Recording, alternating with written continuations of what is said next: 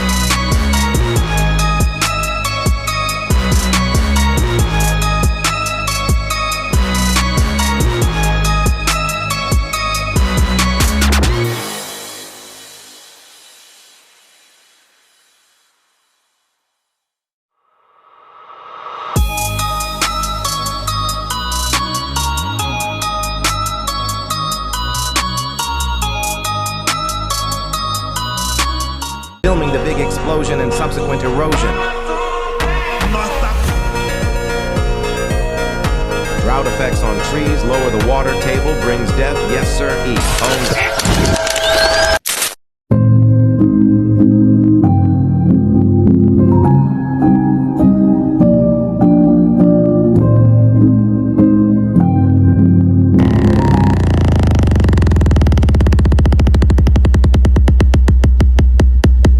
There was pushback in the 1800s, but it came after a period of unbridled enthusiasm. The first generation of settlers saw artesian wells as miracles. By the 1890s, however, as flows diminished and waste mounted, voices of caution arose: geologists, state engineers, and practical ranchers warning that Texas's eternal fountains were neither eternal nor free to squander.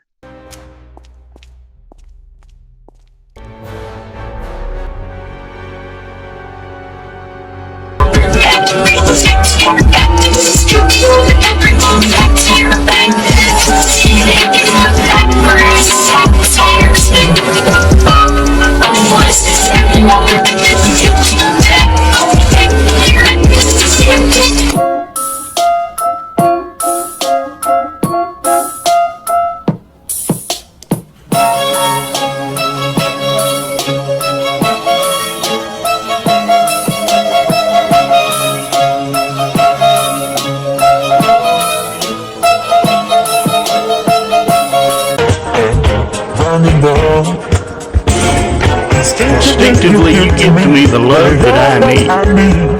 I cherish the moments with you.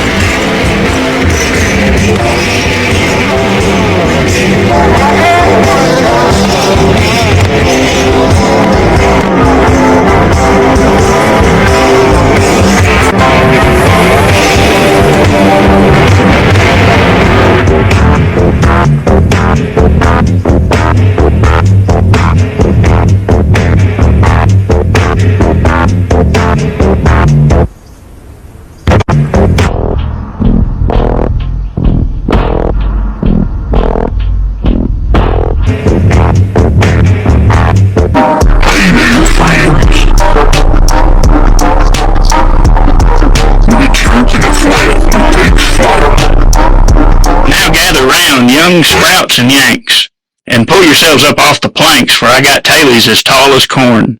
'Bout how this scrappy land was born, in buckskin pants and muddy boots. Our kinfolk sprouted rebel roots, back when King George, high on his throne, declared these woods his very own. He taxed our tea, our ink, our gin, without no say from us within. So Sam and Tom and Johnny too said, "Hang your crown, we're through with you." At Lexington one April dawn, the redcoats came with muskets drawn, but old John Parker stood his ground, and shot was fired round the town. The shot heard crossed the globe.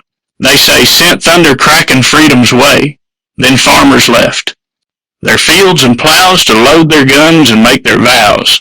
We fought with grit, not much with gold, just dreams and hearts that wouldn't fold. All George Washington, tall and lean, took charge with calm, commanding mien. He crossed the Delaware in sleep, with frostbite nipping at his feet. They caught the Hessians drunk. In bed, surprise. The Yankee soldiers said at Saratoga, fortune turned, the Brits got whipped. Their plans got burned. France sniffed blood and tipped her hat and sent us ships, imagine that. The years wore on, the winters bit, but patriots refused to quit till Yorktown came, and Cornwallis got boxed in like a bloated tick. They played the world turned upside down when George rolled in with victor's crown, and though the peace was signed at last, the troubles weren't all in the past. We had no king, no throne, no guard, just states bickering yard to yard. The articles they wouldn't do to loose to hold a rebel crew. So Philly met in '87 to hammer out a plan from heaven. Not James Madison, the smallest gent, spoke bold with words most eloquent. Ben Franklin snored while men took sides.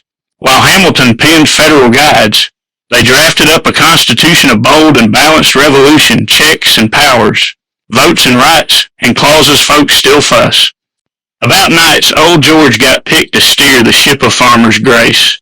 A general's grip, now hold on tight.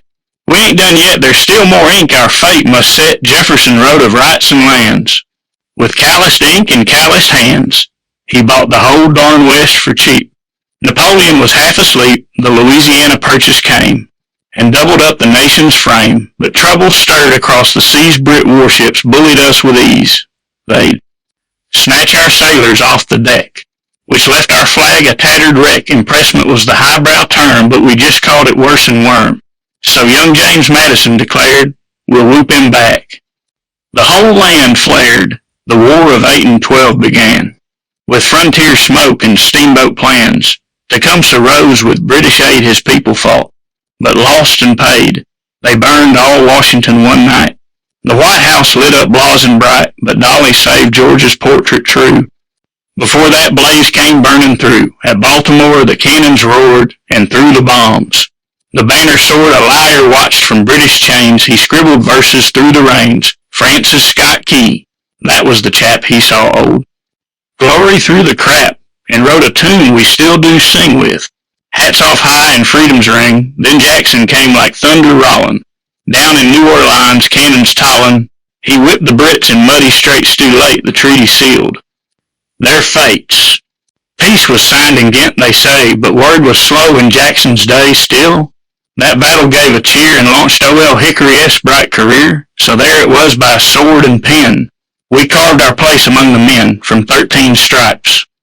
2 spangled stars, we built a land from scratch and scars, a land not perfect, that's for sure, with sins to face and wounds to cure, but through the storms and cannon smoke, the dream survived, though near it broke. So tip your hat to those who bled, who marched through cold and buried dead, for every barn and country lane holds echoes of that star-born pain. From 76 to 15's dusk, we went from rough to shining husk, and here we are, still dreaming wide, with liberty our stubborn guide. So plant your corn, but keep your aim, and never bow to king or name. The roots run deep beneath our boots in rebel soil, and freedom shoots.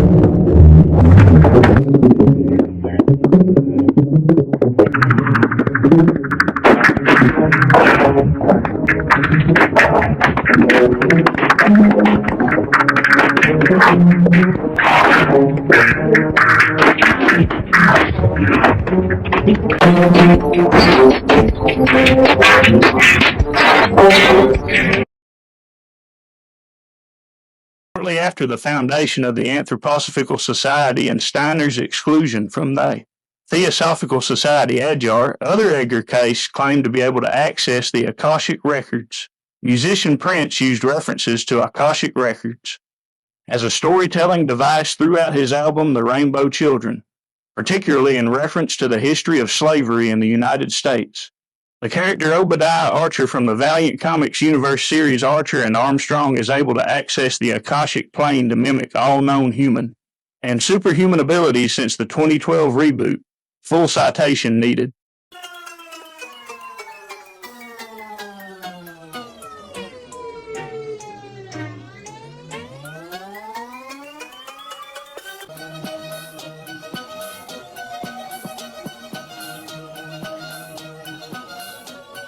There was pushback in the 1800s, but it came after a period of unbridled enthusiasm. The first generation of settlers saw artesian wells as miracles. By the 1890s, however, as flows diminished and waste mounted, voices of caution arose: geologists, state engineers, and practical ranchers warning that Texas's eternal fountains were neither eternal nor free to squander.